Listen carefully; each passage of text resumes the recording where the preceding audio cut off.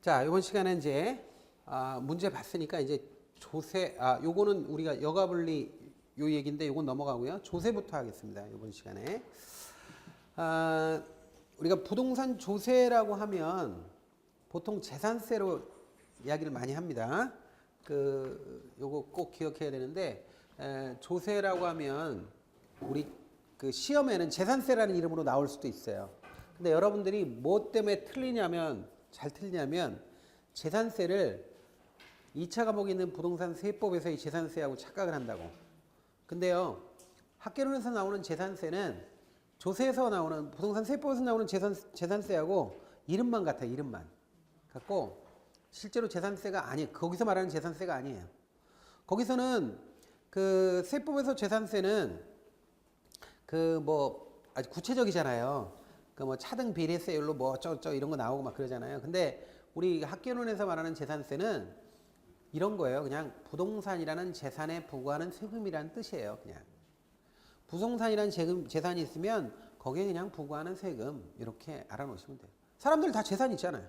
재산에 대해서 세금 내잖아. 그럼 일반적인 재산에 대해서 매기는 세금 이런 의미로 들어가는 거지 세법하고 똑같은 의미로 생각하면 이 문제 틀려요. 그러니까 부동산이란 세금에 부과하는 세금이라고 하는 일반 명사로 알아야지 세법 특정한 세목으로서 세법 재산세를 이야기하면 안 된다 이거죠. 자, 그 다음에 우리가 좀 알아봐야 될 게 이 세법 하다 보면 용어를 좀 알아놔야 되는데 세법에는 형평성이라는 걸 추구해야 되는데 원칙이 세법에서의 형평성은 두 가지가 있어요. 형평성이 수평적 형평성이라는 게 있어요. 수평적 형평성이라는 건 뭐냐면 소득이 똑같은 사람이 있잖아요. 그러면 똑같은 세금을 내야 된다. 이게 형평성이 있다. 공평하다 이런 뜻이에요. 100만 원 버는 사람하고 그 다음에 50만 원 버는 사람이 있고 1억 버는 사람이 있다. 근데 이 사람들한테 그러니까 100만 원 버는 사람이 서울에서 100만 원 버는 사람이 있다. 부산에서 100만 원 버는 사람이 있다. 그러면 이 사람들이 서울하고 부산의 차이는 다르고 또 20대에 100만 원 버는 사람이 있고 60대에 100만 원 버는 분이 있다. 그 연령이 다르죠. 근데 연령과 지역이 다르더라도 100만 원이라는 소득이 똑같으면 세금을 똑같이 내야 된다는 거죠. 부산 사람은 20% 내고 서울 사람은 100만 원 버는데 10% 내면 안 된다는 거죠. 20대는 30% 내고 60대는 10% 내고 이러면 안 된다 이거예요. 그래서 동일 소득에 동일 과세하는 게 수평적 형평성을 달성하는 겁니다. 그래서 첫 번째 수평적 형평성이고요. 두 번째는 수직적 형평성이라는 게 있는데 요건 좀 특별해요. 많이 버는 사람은 많이 내는 게 형평성이 있다는 거예요. 조금 버는 사람은 조금 내는 게 형평성이 맞다는 거예요. 이거 이해하십니까? 그러니까 부자가 세금 많이 내야 된다. 가난한 사람은 덜 내야 된다. 이거 이해하십니까? 이게 맞는 것 같아요? 정의롭습니까? 요즘에 그렇지. 그죠? 요즘에 그렇죠. 제가 이 얘기는 했나요? 옛날에 부자가 세금을 더 냈습니까? 부자는 세금을 안 냈습니다. 그러니까 귀족들이 세금을 냈습니까? 귀족들이 세금을 안 냈습니다. 권력 있는 사람이 세금을 냈습니까? 안 냈습니다. 인류가 역사를 기록한 게 기원전 한 3,000년, 4,000년 전 정도부터 거슬러 올라갔는데 아무리 뒤져보세요. 권력자가 세금 내는 게 있나? 돈 많은 사람이 세금을 더 내나? 가난한 사람보다. 그렇지 않습니다. 그래서 요즘에 불공평하다고 하는 분들은 옛날 고대로 가서 사셔야 돼. 농노로. 얼마나 세금을 많이 냈는지, 얼마나 부역을 했는지 알아야 돼요. 농노의 딸 자식은 초약권이라는 것도 있었습니다. 영주가. 농노의 딸이 시집가기 전에 영주한테 먼저 바쳐야 돼요. 첫날 밤은 영주의 것이라고. 초약권이 있었어요. 그러니까 우리가 수직적 형평성을 달성한 게 얼마 안 돼요. 인류 역사상. 사실은 돈 많은 사람이 많이 내고 조금 버는 사람이 조금 내는 방식으로 해서 모든 사람들이 평평하게 되게끔 추진하는 게 그게 얼마 안 돼요. 프랑스 대혁명 이후의 얘기예요. 프랑스 대혁명 때 프랑스 대혁명 당시에 황제가 루이 16세라는 황제가 세금을 너무 사치스러웠어요. 그 부인이 마리 앙뚜아네트라는 여자 아니에요? 그러니까 엄청나게 사치스러운 여자인데 자기 할아버지 때부터 사치스럽게 살다 보니까 나중에 국고가 바닥이 났어. 그래서 그 국고를 채우기 위해서 세금을 걷기 위해서 옛날 중세 때 소집되고 통 소집을 안 했던 삼부회라는 의회를 소집해요. 근데 삼부회가 세 가지 부라고, 그래서 성직자, 귀족, 평민 이렇게 세 명이 세 대표인데 성직자하고 귀족은 3%밖에 안 돼. 인구에 97%가 평민이야. 근데 성직자하고 귀족이 회의를 열어놓고, 왕이 회의를 열어놓으니까 열어놓고 회의장에 얘네들 둘만 들어가고 평민들은 더러우니까 들어오지도 못하겠어요. 그리고 지네들이 회의하고 땅땅땅 해가지고 세금은 니네들이 다 낸다. 그래서 평민들한테 다 내게 하고, 귀족하고 성직자는 안 내고, 그 비가 출출 오는데 평민들 대표는 회의장 밖에 테니스 코트장에서 서 있어서 너네들 아래 것들하고는 같이 앉아서 얘기할 수도 없어. 그러니까 너네들 저기 있어. 그러니까 열받죠? 평민들이. 그래서 테니스 코트에서 서약을 맺어요. 맹약을 맺어. 저 새끼들을 전부 때려 죽이기 전에는 우리가 새로운 의회를 만들자. 저놈들을 다 타파하자. 이렇게 한다고. 그래서 봉기를 해요. 테니스 코트에서 평민들 대표가 모여서 그 이후로 봉기를 하는데, 그게 1889년 프랑스 대혁명입니다. 그리고 나서 로베스피에르가 테르미도르 반동이라고 그래서 이게 목이 날아가기 전까지 계속해서 단두대 날이 다 무뎌질 때까지 그렇게 목을 잘라대요. 누구 목을 자릅니까? 귀족들을. 자기 황제까지 다 목을 뱁니다. 자기 황제 루이 16세가 외국으로 도망간다는 소문이 있으니까 끌어내가지고 자기 부인하고, 그 다음에 자기들 모셨던 황제를 목을 덜컹하고서 잘라가지고 교수대에다 매달아 버립니다. 그런 피의 단두대가 있었기 때문에 지금 공평해질 수 있었던 거예요. 그게 공짜로 얻어진 게 아닙니다. 그 프랑스 대혁명 이후에 100년 이상 동안 계속해서 그걸로 끝난 게 아니라 평민들이나 가난한 사람들이 계속 봉기했어요. 그래서 지금 이렇게 된 거예요. 그리고 1776년도에 미국의 독립선언서가 발표된 날입니다. 이때 독립한 건 아니에요. 전쟁을 한 6, 7년 하니까. 근데 이날부터 독립한 걸로 보거든요. 미국 애들은. 근데 이때 뭐예요? 영국이 미국에 세금을 과하게 거둔 데다가 또 재정이 모자라니까 차에다도 세금을 매겼잖아. 차. 그래서 차 바구니를 보스턴에 정박해 있던 영국의 상선에서 차 꾸러미를 대서양에다 다 빠뜨려버리고 대표 없이 과세 없다 이렇게 얘기한다고요. 그러니까 우리한테 세금을 거두면 우리 의견을 들어줘야 된다. 우리 대표가 의회에 가서 얘기해야 되는데 우리는 의회도 없고 우리 대표의 얘기도 듣지 않고 세금을 일방적으로 이렇게 머리다 빨대를 꽂아가지고 이렇게 삥을 뜯듯이 세금을 거두니까 이거는 있을 수가 없다. 우리는 독립한다 하고선 전쟁을 해요. 그래서 미국 독립전쟁이 차에 대한 세금에서부터 나온 겁니다. 프랑스 대혁명이 뭡니까? 이게 그 삼부회라고 평민들한테만 세금을 걷기 때문에 폭동이 일어난 겁니다. 역사를 바꾼 게. 대원군이 양반한테 호포라고 그래가지고 양반한테 세금을 걷으니까 양반들이 저항하잖아요. 어? 그러니까 이런 것들이 세금과 관련이, 세금은 어마어마한 겁니다. 세금이. 이런 얘기는 뭐 시험에는 안 나오지만 그래도 한번 들어보세요. 뭐 이런 건 인문과정 때나 하죠. 뭐 공자님이 저기 여행을 하시다가 공자님이 주유천하를 하실 때 어느 산골에 가셨다는 거 아닙니까? 제자들하고 이렇게 갔는데 산골에 웬 늙은 과부가 혼자서 살았다. 근데 이 과부가 그렇게 울더래, 무덤에서. 그래서 가만히 보니까 과부가 우는 무덤이 3개로 돼 있는 거야. 그래서 왜 웁니까? 그랬더니 저거는 우리 아버지 묘고, 응? 호랑이에서 물려서 들어가셨고, 저거는 우리 남편 묘인데 호랑이에서 물려서 죽었고, 요거는 떼짱도 안 말았어 아직. 근데 아들 묘래. 아들이 죽었는데 며칠 전에 죽었는데 호랑이에 또 물려서 죽었다고. 그랬더니 공자가 묻잖아요. 그럼 아줌마 왜 그 호랑이 많은 이 산에 사십니까? 도시에 나가서 사세요. 그러면 괜찮잖아요. 그랬더니 도시에는 세금이 있잖아요. 네? 네? 이게 뭐예요? 가정, 맹.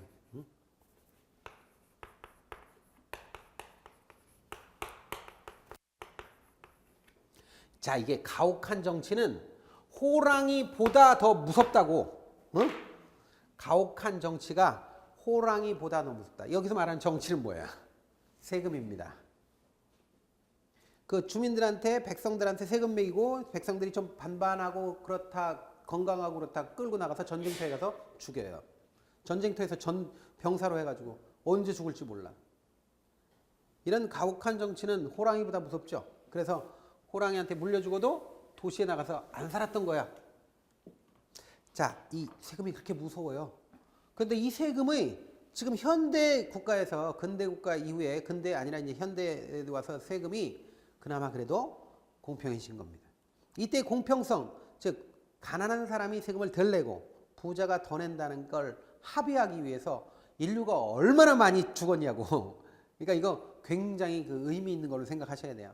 그래서 수직적 형평성은 차등소득, 소득이 많은 사람들, 적은 사람들 차이가 있는데 차등소득에 대해서 과세를 차등으로 하겠다 그런 얘기입니다. 그래서 이 두 가지가 형평성이에요. 자, 그런데 이때 특히 수직적 형평성과 관련돼서 많은 사람들이 이 개념을 알아야 되는데요.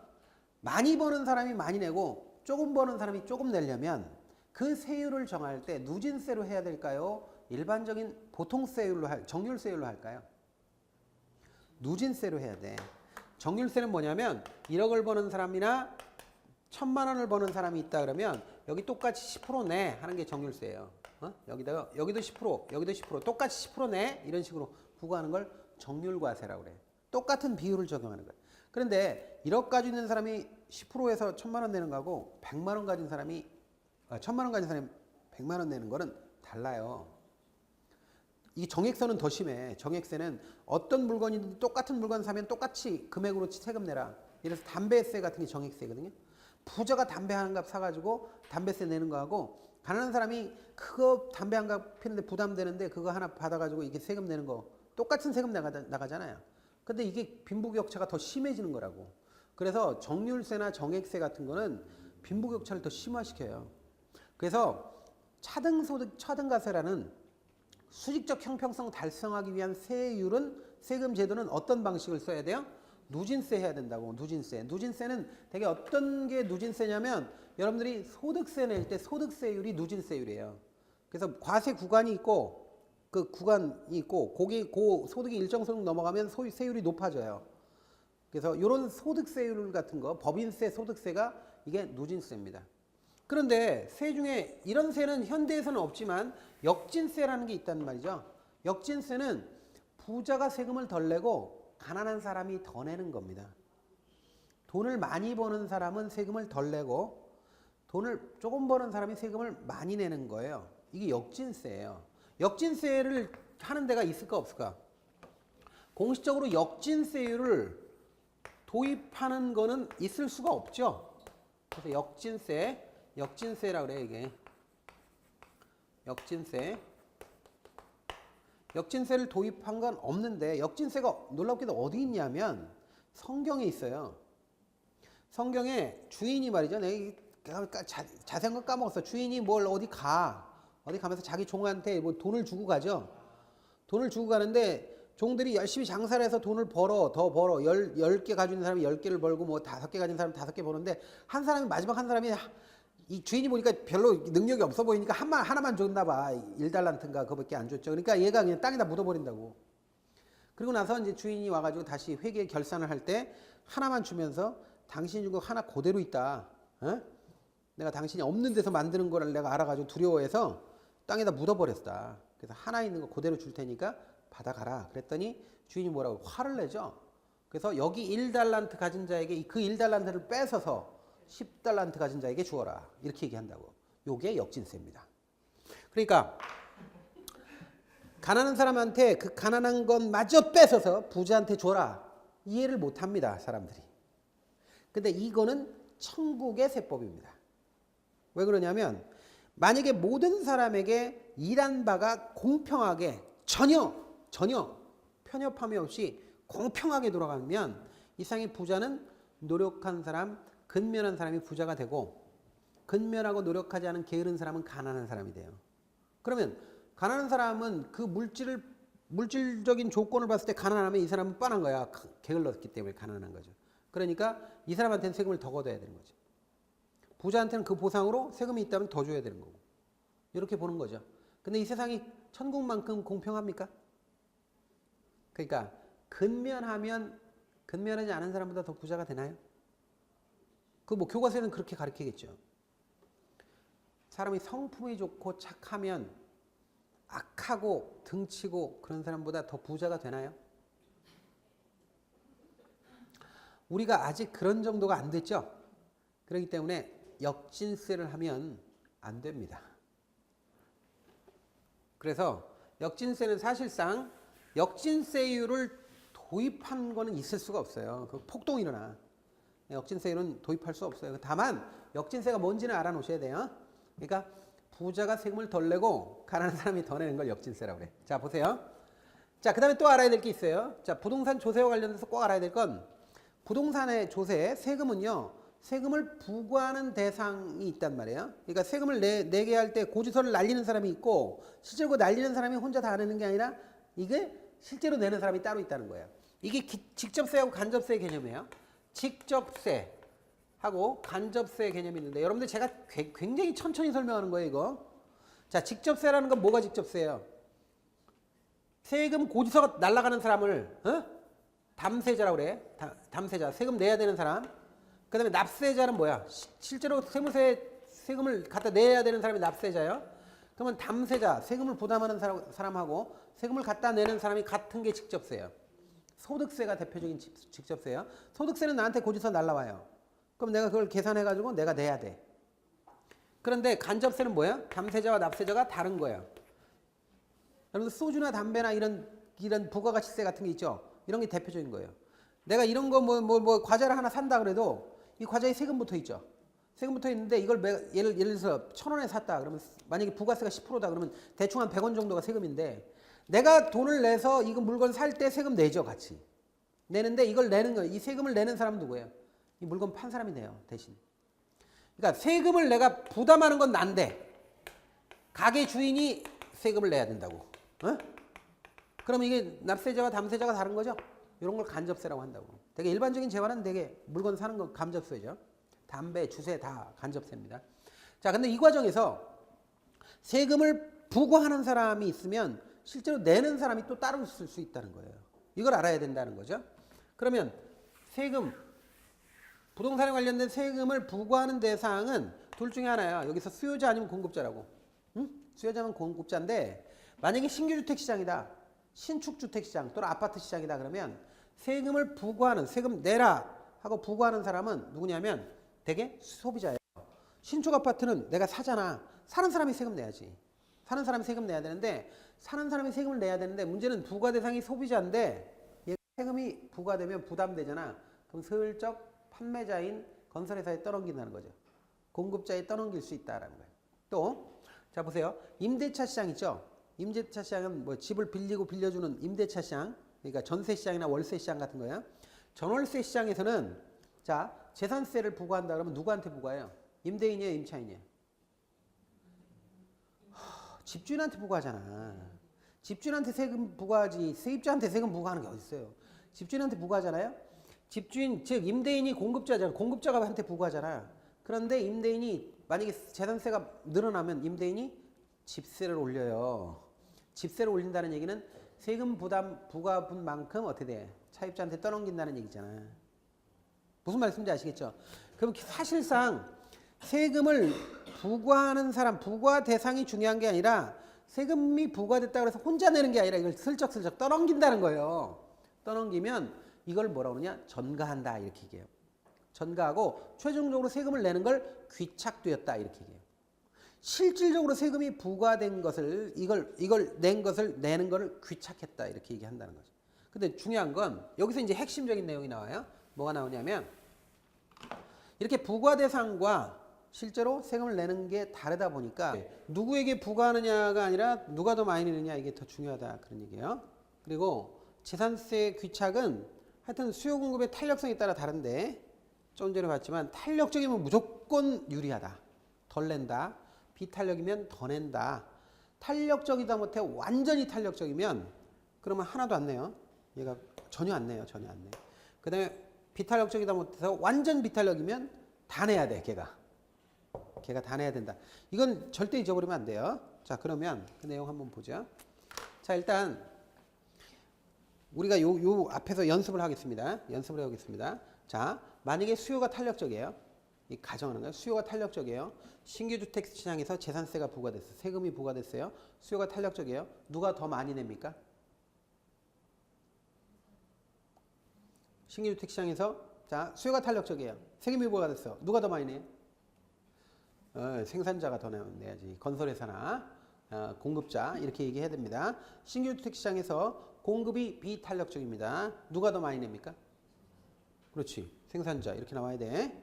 그러니까 공급업자. 자, 그다음에 자, 신규 주택 시장에서 공급이 비탄력적입니다. 누가 덜 냅니까? 공급이 비탄력적이야. 누가 덜 내요? 아, 소비자잖아. 이게 정신을 못 차리잖아요, 지금. 자, 임대차 시장에서 자, 수요가 탄력적입니다. 누가 더 냅니까? 임대인이 더 내지. 수요가 탄력적이니까 탄력적인 사람이 덜 낸다고. 그러니까 상대방이 더 내야 되잖아. 무슨 뜻인지 모르면 안 돼. 다시. 자, 임대차 시장에서 수요가 탄력적이에요. 누가 더 내요? 임대인. 어? 자, 그다음에 자, 임대차 시장에서 공급이 비탄력적이래요. 누가 더 내요? 아이고, 공급이 비탄력적이라고 그랬잖아. 임대인. 어? 아, 연습이 안 되나 이렇게? 자, 다시. 임대차 시장에서 공급이 탄력적이에요. 누가 더 내요? 임차인. 공급이 탄력적이면 공급이 덜 낸다니까. 탄력적이면 덜 낸다니까. 그 거리 상대방이 임차인이 더 내야지. 이렇게 하는 거라고. 이렇게 시험에 나온다고. 아시겠죠? 그러니까 탄력적이면 덜 내고 비탄력적인 게 더 낸다고. 한쪽이 탄력적이면 다른 쪽이 더 내야 되는 거예요. 탄력적이면 내가 덜 내니까 다른 쪽이 더 내야 된다고. 자, 이번에 임대차 시장에서 수요가 완전 탄력적입니다. 세금 누가 냅니까? 임대인이 다 내야 돼. 수요가 완전 탄력이라고 그랬잖아. 완전 탄력이면 하나도 안 낸다니까. 지가. 수요가 완전 탄력이니까 임차인은 하나도 안 내요. 그럼 임대인이 다 내야 되는 거야. 아니 이게 안 된단 말이에요 지금? 지금 연습을 다시 해야 되는 거야. 항상 이거 연습을 해야 돼요. 이게 세법은 세금 문제는 거의 여기서 75%야. 굉장히 중요해요. 그래서 항상 연습을 할 때 상대적 탄력성에 따라서 세금을 더 내느냐 덜 내느냐가 결정이 되는데 탄력적이면 덜 내요. 또는 유리하다 이런 표현 나온다고. 비탄력이면 더 내요. 또는 불리하다 이렇게 나온다고. 탄력적이다 못해 극단적으로 탄력적인 완전 탄력적인 상황이면 완전 탄력적인 쪽이 하나도 안 내요. 그럼 상대방이 다 내야 된다는 얘기야. 그 다음에 완전 비탄력적이다 못해서 비탄력적이다 못해서 완전 비탄력적이면 자기가 다 내야 돼. 지가. 아시겠죠? 상대방은 하나도 안 내요. 꼭 기억하셔야 돼요. 자, 그러면 우리가 이제 세금의 규칙과 관련돼서 알아둬야 될 게 이런 거예요. 자, 정책적 고려와 관련돼서 알아야 될 게 이런 거예요. 자, 요 그림부터 먼저 보자고요. 자, 우리가 어떤 주택이 1억짜리 주택이 있었다고 가정해. 1억짜리. 그럼 1억짜리 주택에 대해서 예를 들어서 일정하게 이제 거래가 되고 있었는데 여기는 아직 세금이 부과되기 전이에요. 세금이 부과되기 전이라고 가정해요. 자, 이 상태에서 정부가 여기다 100만 원의 세금을 부과했다고 쳐요. 100만 원. 100만 원 세금을 부과하면 100만 원 이만큼이라고 쳐요. 예를 들어서 그럼 100만 원 이만큼이야. 100만 원. 100만 원 이만큼의 세금을 부과했다고 쳐요. 그러면 공급 곡선이 이렇게 자 보세요. 세금을 부과했을 뿐인데 잘 들으세요. 세금을 부과하면 세금을 갖다 내는 거는 공급자가 갖다 내지. 집을 팔아서 그거 가지고 집 판 돈의 일부 100만 원을 세무서에 갖다 내는 건 공급자인 건설업자라고. 그러면 공급자가 세금을 100만 원 부과했으니까 100만 원만큼 더 붙여서 팔아야 되잖아요. 세금은 내가 갖는 게 아니자고. 그건 세무서에 갖다 줘야 되니까. 그래서 100만 원을 이렇게 딱 붙여가지고 팔기 위해서는 100만 원 붙이면 어떻게 돼? 그만큼 비용이 올라간다고 생각한다고. 비용이 올라갔으니까 공급 곡선이 좌로 이동한 거하고 똑같단 말이에요. 그럼 100만 원을 붙였으니까 100만 원을 이렇게 붙여서 팔면 1억 100만 원이 돼야 돼. 잘 들으셔야 돼 이거 정말. 1억 100만 원이 돼야 되는데 문제는 1억 100만 원을 받으면 1억 100만 원을 고집하면 여기서 뭐야? 수요하고 공급 중에 수요가 확 줄어버린다는 거야. 1억 100만 원이 되면 100만 원 가격이 올랐으니까 수요자가 줄죠. 수요자는 세금이 붙었다 이런 생각 안 해. 집값이 올랐다고 생각하지. 중요한 게 뭐예요? 세금이 올랐다고 생각 안 하고 집값이 올랐다고 생각한다고. 수요자는 무슨 세금이 올랐으니까 나 이렇게 돼요. 그래도 내가 무슨 상관이야. 그게 집값이 그냥 오른 거지. 소비자 입장에서 집값이 오른 거하고 똑같단 말이에요. 그러니까 1억 100만 원이 100만 원 올랐다고 생각하면 가격이 오르면 수요가 어떻게 돼요? 줄어요. 아시겠죠? 근데 얼마나 줄었어? 이만큼 차이가 나잖아. 그러면 공급자 입장에서 1억 100만 원을 고집하면 이만큼 재고가 남아. 집이 남는다고. 그러니까 어떻게 해요? 1억 100만 원을 다 못 받아요. 그러면 가격을 내려야지. 눈물을 얹고. 자, 1억 100만 원을 받아야지 100만 원 내고 나면 내가 기존에 1억을 버는 건데 공급자 입장에서 보면 1억 100만 원으로 100만 원 올리면 수요자 입장에서는 가격이 올랐다고 생각해서 손님이 확 줄어버린다니까. 그러니까 손님이 줄어서 남는 것보다는 싸게 해서 팔아야지. 그러니까 눈물을 먹고 가격을 하락시켜요. 그래서 예를 들어서 이렇게 하락시켰다고 쳐. 1억 50만 원. 50만 원 이렇게 하락시키면 자 이러면은 수요 공급이 일치해서 이 정도에서 팔려요. 팔리는데 이때 1억 50만 원 받아가지고 판 돈을 가지고 공급자가 다 먹는 게 아니라 그중에 100만 원 세금 내야 되잖아. 에? 100만 원 세금 내면 공급자가 버는 돈은 얼마야? 9,950만 원이야. 아시겠죠? 그럼 이만큼 9,950만 원 원래 1억짜리에서 9,950만 원이 되었으니까 50만 원 마이너스 된 거는 공급자가 낸 세금이에요. 공급자 몫이야 이게. 그 다음에 여기서 원래 수요자는 세금 내기 전까지는 세금 붙이기 전까지는 1억에 살 수 있었죠. 어? 소비자가. 근데 1억 50 주고 사야 되잖아. 50만 원 더 줘야지. 그래서 50만 원만큼은 소비자 즉 수요자 몫이라고. 잘 이해가 되셔? 지금 보세요. 자, 저는 그냥 예를 들 때 똑같이 예를 들었어. 자, 지금 100만 원 붙었는데 100만 원에서 일부가 100만 원을 받으면 100만 원 고집하면 안 팔리니까 공급자가 가격을 떨어뜨려서 1억 50만 원 됐다. 그럼 1억 50만 원 받아가지고 1억 100만 원을 세무서에 갖다 내는데 공급자는 그렇게 되면 9,950만 원을 번다. 그러면 소비자는 1억 50만 원을 냈고 공급자는 9,950만 원을 버는 거지. 100만 원은 세무서에 갖다 내는 건데 이때 세무서에 갖다 놓은 100만 원 중에 50만 원은 원래 1억을 받았어야 되는 공급자가 9,950만 원만 버니까 50만 원만큼 공급자가 내는 거고 소비자는 세금 내기 전에 1억을 내야 되는데 1억 50만 원을 내니까 50만 원은 소비자가 내는 거란 말이에요. 위에는 소비자가 내는 몫이고 아래는 소비자가 안 내는 몫이란 말이에요.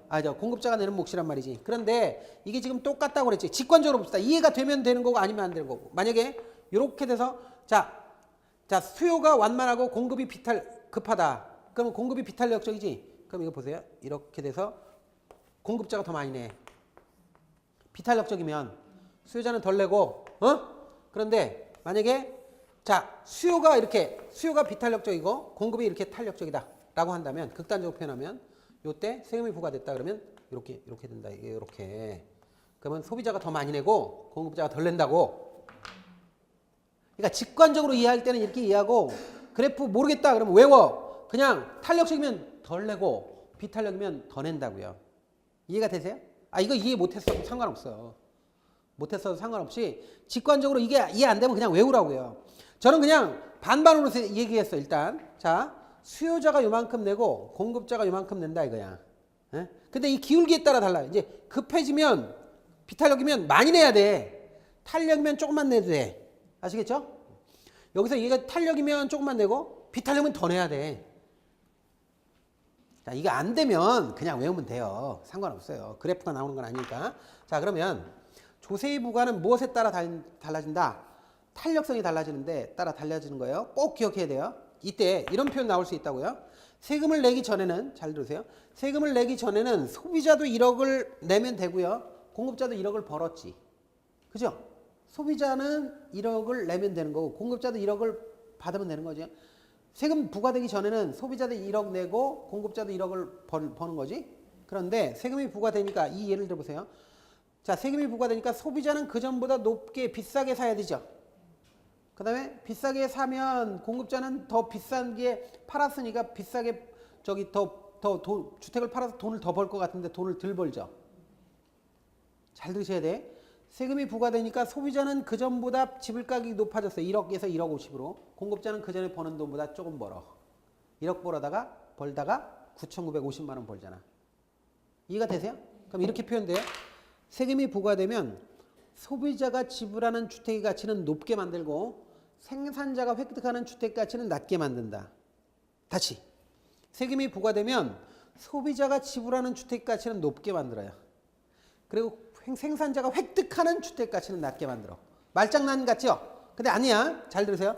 세금이 부과되면 소비자가 지불하는 주택의 가치는 높아져. 근데 공급자가 버는 돈은 작아진다고. 공급자가 획득하는 주택가치는 낮아진다. 이거를 잘 표현을 알아놓으셔야 돼요. 자, 그래서 탄력성에 따라 달라진다라는 거 꼭 기억해야 되고, 자, 그 다음 마지막으로 이거 한번 보시죠.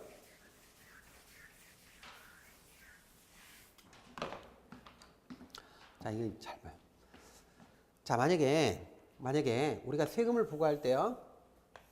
자, 탄력성 얘기했는데 사실은 세금의 귀착이나 이런 문제, 그 부동산 조세와 관련돼서는 수요 탄력성으로 주로 나오는 게 아니에요.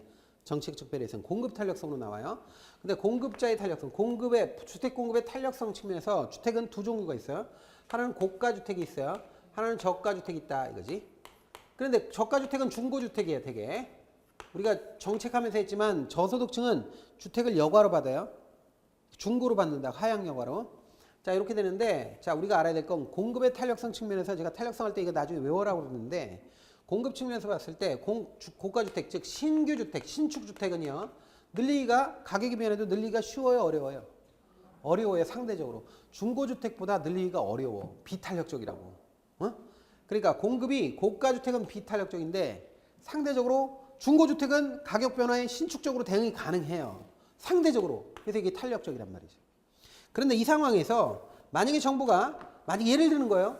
주택가치에 같은 비율을 적용하는 세금을 부과한다고 쳐요.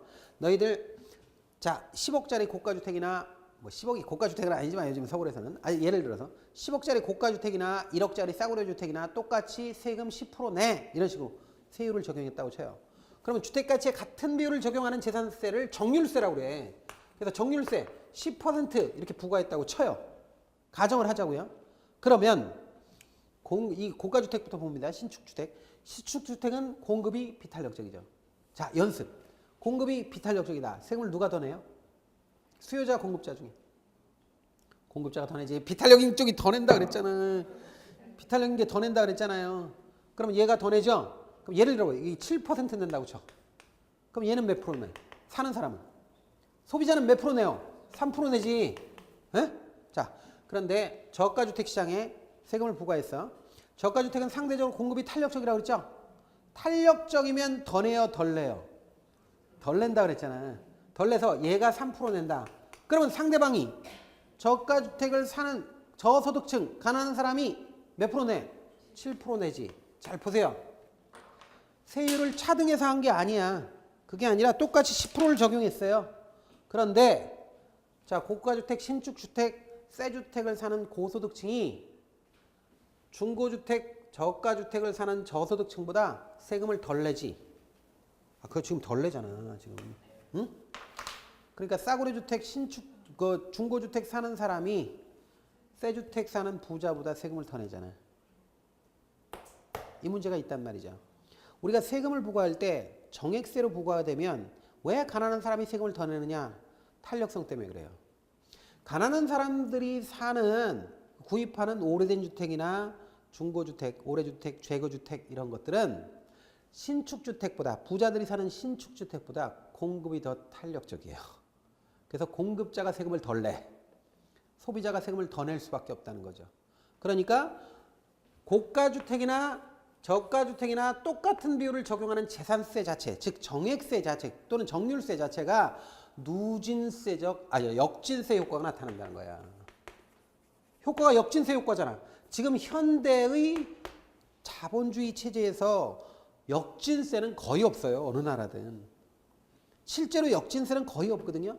그런데 역진세 효과는 나타나죠. 정률세로 부과하면 역진세 효과가 나타나고 있잖아. 부자가 세금을 덜 내잖아. 가난한 사람이 더 내고. 그죠? 그래서 우리가 정책적으로 봤을 때는 주택에 대한 세금은 정률과세하면 돼요, 안 돼요? 안 돼요. 정률과세하면 효과가 무슨 효과가 나타나? 역진세 효과가 나타나.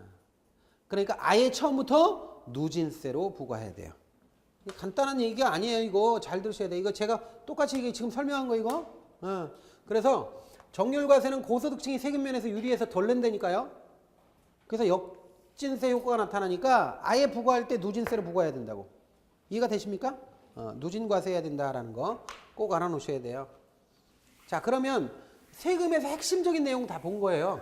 나머지 우리가 세금에 대해서 부수적인 거 있잖아요.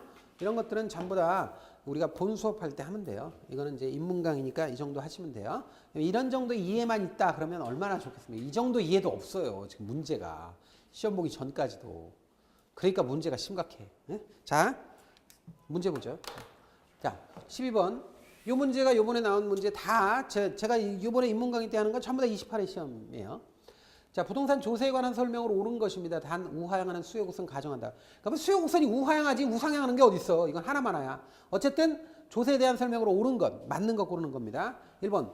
소유자가 거주하는 주택에 재산세 부과하잖아요. 그러면 주택 수요가 증가하고 주택 가격은 상승하게 된다. 소유자가 거주하는 주택. 그 주택이 소유자가 거주하든 거주하지 않든 별 상관이 없어. 어쨌든 재산세를 부과하잖아요. 세금을 부과하면 수요가 늘어요? 세상에 세금을 부과했는데 수요가 느는 게 어디 있습니까? 그게 소유자가 거주하든 소유자가 거주하지 않든 세를 주는 주택이든 아무 상관없어요. 주택에 세금 매겼는데 수요가 증가하는 건 없어요. 그래서 자, 수요는 감소할 거고 주택 가격은 오히려 올라요. 왜? 세금 낸 만큼 부과된 만큼 올린다고 그랬잖아요. 그래서 1번 틀렸고 2번 임대주택에 재산세 부과하면 임대주택의 공급이 증가하고 임대료는 하락할 것이다. 맞아 틀려? 다 틀렸지. 다 틀렸어. 아니 세금 부과했는데 어떻게 공급이 증가해? 세금 더 내야 되는데 세금이 부과되면 수요든 공급이든 다 줄어요. 수요든 공급이든 다 준다고. 그래서 임대료는 거꾸로 올라. 이 그래프를 잘 보시라고 이거. 어? 세금 부과되면 이렇게 공급 준다니까.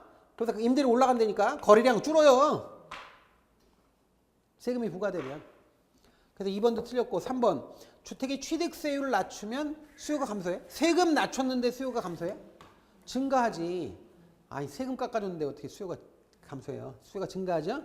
네 번째. 주택 공급에 동결 효과가 있어요. 동결 효과는 락인 이펙트라고도 하고 프리즌 이펙트라고도 하는데 확 얼어버린 거예요. 거래가 확 줄어드는 거예요. 거래 절벽이라고 그래요. 확 줄어버린 거예요. 근데 요거는 가격이 오른 주택의 소유자가 양도소득세를 납부하기 위해 주택의 처분을 적극적으로 추진함으로써 주택의 공급이 증가하는 효과를 말한다. 여러분들 잘 몰라도 이게 말이 안 되는 것 같지 않습니까? 지금 동결이라는 게 꽝꽝 얼었다는 얘기잖아. 얼었는데 어떻게 공급이 증가하고 뭐 이렇게 돼요. 틀렸죠? 그래서 이 동결 효과라는 건 뭐냐면 세금을 양도소득세 같은 걸 정부에서 중과세한다고 이렇게 하잖아요. 그러면 나 세금 때문에 거래 안 해. 안 팔어. 이렇게 하는 거야.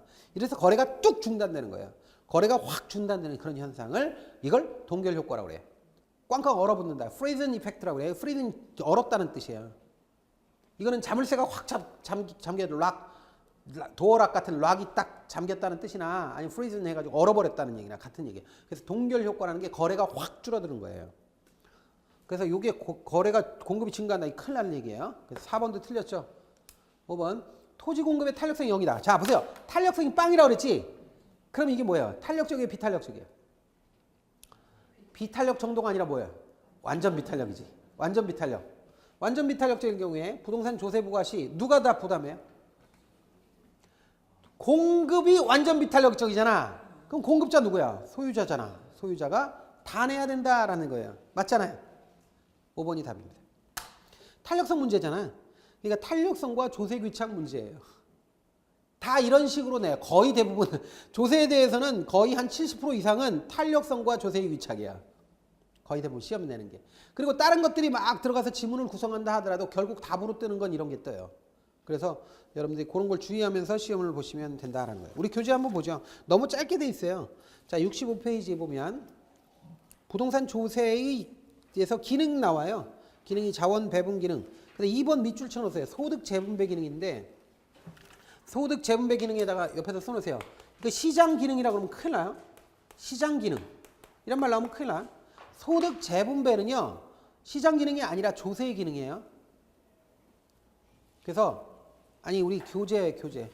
네, 이 교재. 자, 이 교재요. 그래서 거기 보면 65페이지에 소득 재분배 기능이라고 나오는데 소득 재분배 기능은 조세의 기능이에요. 절대로 시장 기능이라고 하면 안 돼. 시장에는 소득 재분배 기능이 없어요. 그 다음에 다음 페이지 지가 안정 투기 억제 그 다음에 주택 문제 해결 수단이다 이런 거 나오고요. 가장 중요하니까 이렇게 요약을 해놨겠지. 그 밑에 있는 거 뭐라고 돼 있어요. 조세의 귀착 문제. 정부가 납세 의무자에게 부과하는 조세가 그 거래 상대방에게 전가되어 실제로 누가 얼마만큼 부담하냐 하는 거를 조세의 귀착이라고 그래요. 그러니까 정부가 아무리 이렇게 조세를 부과한다 하더라도 부과 대상이 혼자 내는 게 아니라고. 혼자 내는 게 아니라 서로 나눠서 낸단 말이에요. 그래서 실제로 누가 얼마만큼 많이 내느냐를 조세의 귀착이라고 하는데, 이때 2번 수요자 공급자 사이에 세금이 어느 정도로 배분되느냐 하는 건 무엇에 달렸어요? 수요와 공급의 탄력성에 따라서 결정된다고. 탄력성이 상대적 크기에 따라서 결정된다. 굉장히 중요한 거예요. 그래서 탄력적이면 덜 내고 비탄력이면 더 내고, 그 다음에 완전 비탄력이면 하나도 안 내고, 완전 비탄력이면 지가 다 내고, 완전 탄력이면 하나도 안 낸다 하는 거 알아놓으시기 바랍니다. 자, 그렇게 해서 우리가 조세까지 끝냈습니다. 다음 시간에 조금 어려운데 투자론 같이 공부할 겁니다. 여기까지 하겠습니다. 오늘 감사합니다.